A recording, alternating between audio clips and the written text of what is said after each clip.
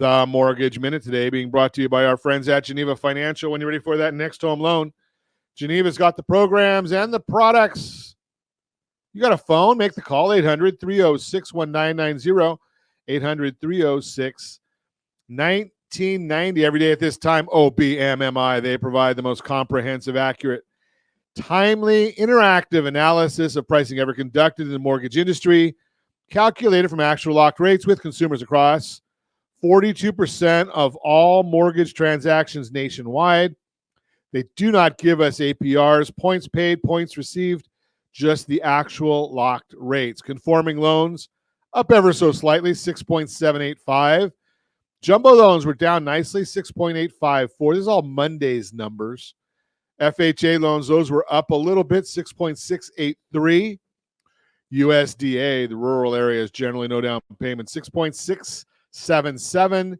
And the 30-year VA loan, best loan on the market for those that earned it, 6.486.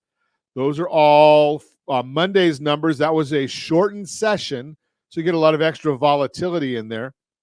Today we've got the 10-year Treasury up 5 basis points, 3.914 is the yield or the rate, interest rate on that. S&P 500 is down 7.88. Mortgage-backed securities are down 11 basis points. That means interest rates are up. What's driving them? Well, we're going to get later this afternoon the Fed minutes from the last Fed meeting will be released, giving us a deeper look at what was discussed and the thought process of the Fed. We expect the Fed to have said that inflation has come down, but is still too hot. We also expect the Fed to hint towards another hike at the July 27th Fed meeting. We don't expect this to be good for the bond market, not good for mortgages. Last week, the final second quarter GDP reading was revised higher, showing 2% annualized growth. The estimates for Q2 are starting to come out, and the Atlanta Fed just reduced their estimate from 1.6 to 1.4 annualized growth. Now, be aware. So if they're saying 1.4 annualized growth, and we already had 2 for the first quarter, that means the next 3 quarters have to be well below 1.4 in order to make that average work out. Important metric to follow, as many are expecting a recession later this year, and one of the indications of a recession is 2 consecutive quarters of negative GDP. Historically, every time we have entered a recession, inflation and mortgage rates decline. When will it happen? We're watching.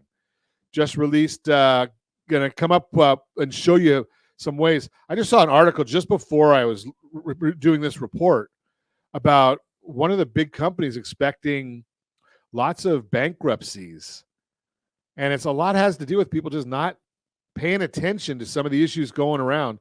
Speaking of not paying attention, once again, CNBC and Diana Olick, not good news on the real estate market.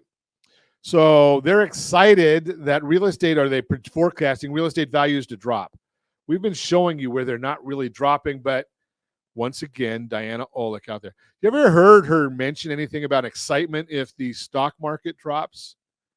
Now, 2/3 of Americans own a home, and they're excited if the values of a house drops.